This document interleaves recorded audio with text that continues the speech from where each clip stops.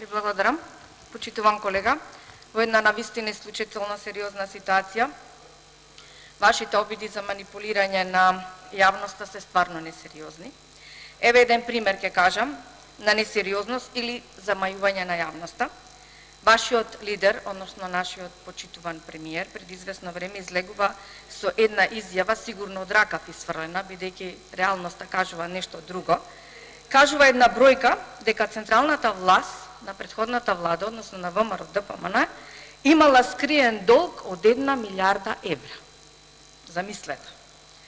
И сега заведнаш сето ова, за да се заташка, вашиот министер за финансии Тевдовски по брза постапка излегува за да го прикрие гафот на премиерот и како ја оправдува ова небулоза.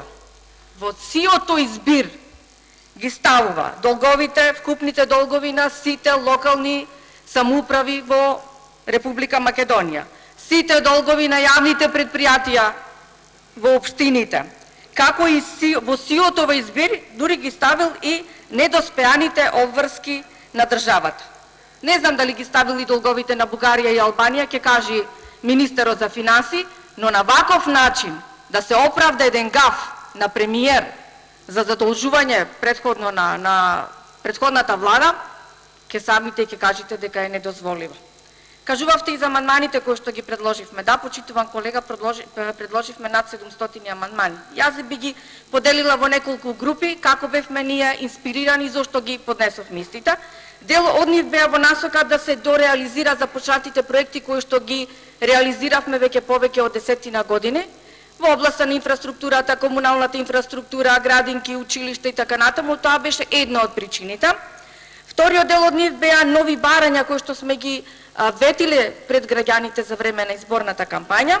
Трети произлегува од моменталните актуелни ситуации, проблеми, предложени во насока за да се намалат проблемите, но за жал и овдека ви останавте без чувства.